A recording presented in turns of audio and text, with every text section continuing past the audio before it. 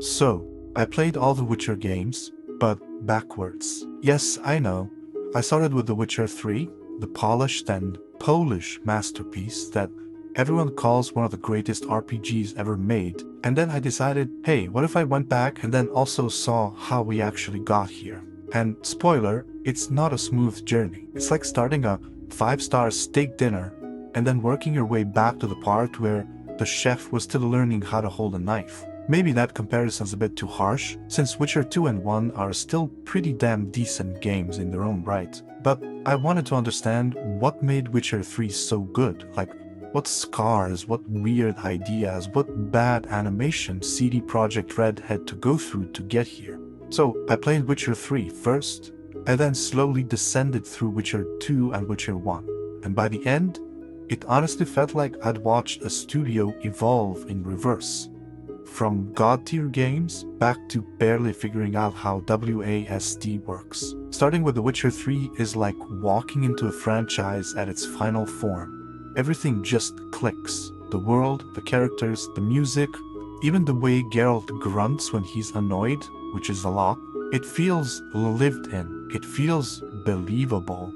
Within the first hour, I understood why people still call this one of the best RPGs ever made. You start in Kaer Morhen chasing down Ciri, and it instantly feels cinematic, like you're playing the game, not a game. The open world is stunning. Rolling hills, burning villages, peasants yelling about drowners eating their goats. You can almost smell the mud. You can feel the exhaustion in Geralt's voice.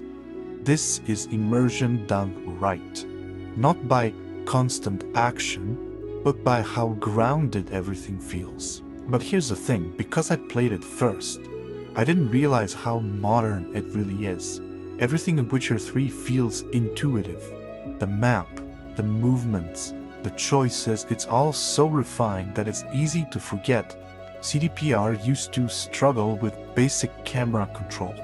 That said though, even this masterpiece has its flaws. Combat, for example, it's not terrible, but for 2025, it certainly looks better than it plays. On normal difficulty, you can practically button mash your way through the Wild Hunt.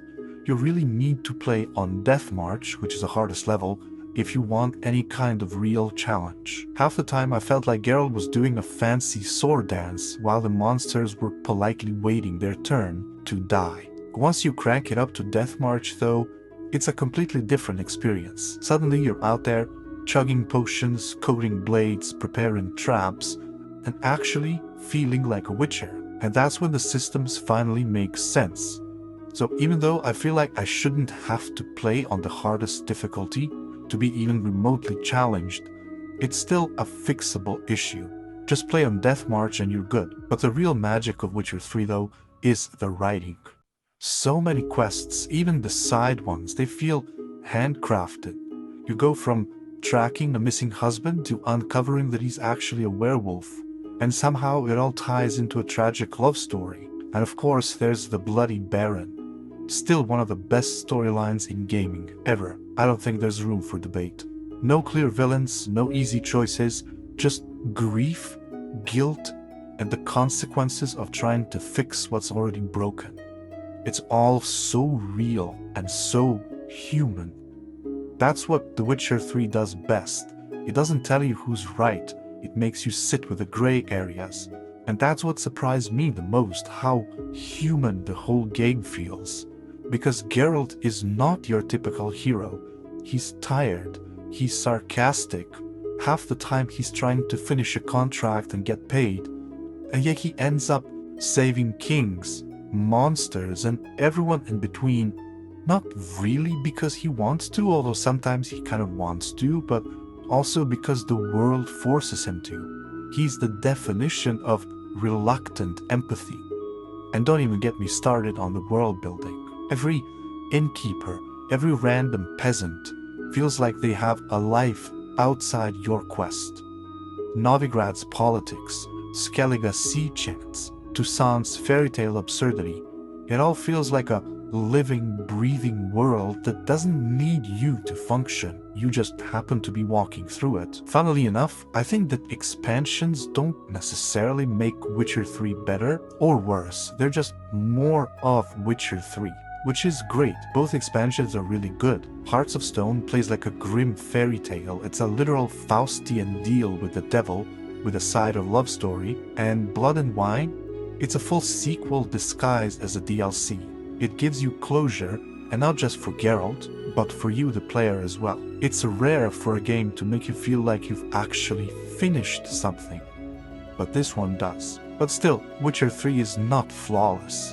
The inventory system looks like someone spilled spreadsheets all over your screen. Roach, your beloved horse, has the GPS skills of a drunk toddler, and the pacing sometimes dips so low that you could forget what the main quest was all about. They remind you that this wasn't made by a corporate machine. Their later work was, but not this. This was made by passionate, sleep-deprived Poles who cared a little too much about getting every blade of grass right. So, yeah, Witcher 3 deserves the accolades. It's emotional, atmospheric, and unforgettable. After finishing it, I couldn't help but wonder, how the hell did we get here?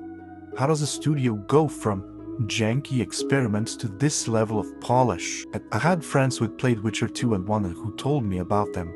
One friend said he even prefers the story in Witcher 2, even though he recognizes the gameplay as janky. So yes, I did the thing. I installed The Witcher 2 Assassins of Kings, and immediately felt like I'd been thrown 10 years into the past. The world shrank, the combat stiffened, Geralt's face looked like he hadn't slept since Witcher 1. The Witcher 2 Assassins of Kings. Dropping into Witcher 2 right after Witcher 3 is like stepping out of a modern RPG masterpiece and straight into an early 2010s fever dream. Everything suddenly feels tighter, smaller, browner, and way more political. Gone are the rolling fields of Skellig and the sunlit vineyards of Tucson. Instead, you're thrown into what to me looks like a never-ending medieval political debate, held in a candle-lit bunker. Everyone's plotting something, Geralt's constantly being framed for murder, and the camera keeps reminding you that CDPR hadn't quite figured out how cinematography works yet. But weirdly, once the shock wears off, and it takes a while, but once it does, Witcher 2 starts to grow on you. There's a lot of ambition here. You can feel CD Projekt trying to mature both as a studio and as storytellers. The whole game is drenched in betrayal, espionage, and consequence. And your choices do really matter. Depending on who you side with, Roche or Yorvath, the entire second act of the game changes. Not just dialogue or a quest or two, but whole cities, plot lines, and story outcomes. That's huge. Even by today's standards, it's just a shame that playing it feels like doing sword combat inside a tumble dryer. Witcher 2's combat system wants to be tactical, but ends up feeling like an awkward mix between fencing and panic attacks. I actually prefer the combat of Witcher 1, as blasphemous as that might sound, but we'll get to that. Every fight in Witcher 2 feels like Geralt's trying to remember if he left the stove on while dodging fireballs. The dodge roll sends you halfway across the continent, bombs don't always go where you throw them, and the camera, oh the camera, it has a personal vendetta against you. But credit where it's due, Witcher 2 took storytelling seriously. Letho, the main antagonist, is genuinely fascinating, another Witcher, but one who challenges Geralt's morality without summoning dragons or twirling a mustache like a James Bond villain. It's not good versus evil anymore. It's more personal, and I like that. It's a story about loyalty, politics, and the cost of doing what you think is right, even when everyone around you is corrupt. And the production value? For a 2011 game, it's impressive. Facial animations, dialogue direction, and voice acting all took a massive leap forward. You can see the DNA of Witcher 3 forming here. That same grounded tone, that same grim sense of humor. Even the environments, though smaller, have this oppressive, swampy beauty to them. Still, it's hard not to laugh at some of the jank. Menus that look like they were designed by someone's accountant. combat that punishes you more for bad camera angles than bad decisions, and a tutorial section that spends 10 minutes explaining bombs you'll never use again. It's one of those games where you can feel the effort, like every good idea is fighting against the engine to make it through. But I will say this, by the time I finished it, I kind of respected Witcher 2. It's rough, but it has guts. I feel like it's a game that's trying to mean something, and not necessarily entertain everyone. It's the middle child of the series, moody, misunderstood, but secretly holding everything together. Without it, Witcher 3 wouldn't have existed in the same way. This is the game where CDPR found their voice. They just hadn't learned how to use it without occasionally stabbing themselves in the foot. Still, after finishing it, I was curious. What did the first one look like? I mean, how bad could it be? Well, I'll say it like this. If Witcher 2 was an ambitious teenager, Witcher 1 is a drunk toddler with a sword. The Witcher 2007. Booting up The Witcher 1 in 2025 feels like stepping into an archaeological dig site labeled "Here lies CD Projekt's first try." Everything about it screams prototype. The movement, the combat, the UI. It's like the tutorial level for how not to make a video game. But somehow, it still works. Combat is, I don't know what word to use. It's strange, but not bad. You don't just click to swing your sword. You click to the beat. Too early? Miss. Too late? Miss. Geralt basically fights like a medieval DJ, chaining sword combos to invisible metronomes. He also slides across the floor like he's on ice skates, and for some reason every animation lasts about 3 seconds too long. But once you surrender to the jank, it's kind of fun. Like I said, there is skill combat in Witcher 1, and I kinda prefer it to Witcher 2's combat. This was CDPR's very first original game after years of just localizing Baldur's Gate. They had no experience, barely any budget, and still decided to make a full-blown dark fantasy RPG. That's insane, and a little admirable. Under all that brown-filtered early 2000s clunk, there's ambition. The story already dives deep into moral grayness, no clear good or evil, just tough choices that age like spoiled milk. You can side with the Square-tail rebels or the religious order, but neither outcome feels right. It's frustrating, but it nails that cynical, morally tangled tone that defines the whole Witcher universe. Visually though, oof. Everything looks like it was dipped in coffee. Geralt's face is plastic, the environments are muddy, and the UI feels like Windows XP's worst nightmare. But beneath that mess, there's atmosphere, foggy swamps, smoky taverns, and quests that actually make you feel like a struggling monster hunter instead of a superhero.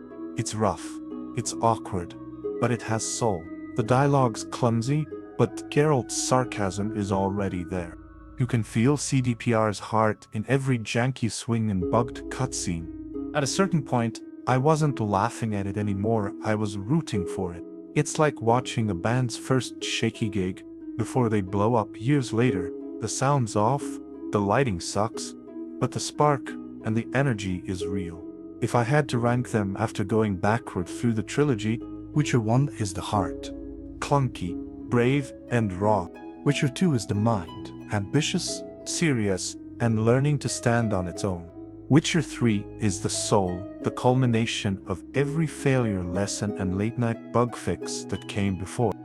Guys, I'm trying to make it as a full-time YouTuber, and these videos take a lot to make. So if you enjoy the videos, please consider subscribing. It truly means a lot, and it makes a big difference. Thank you for watching.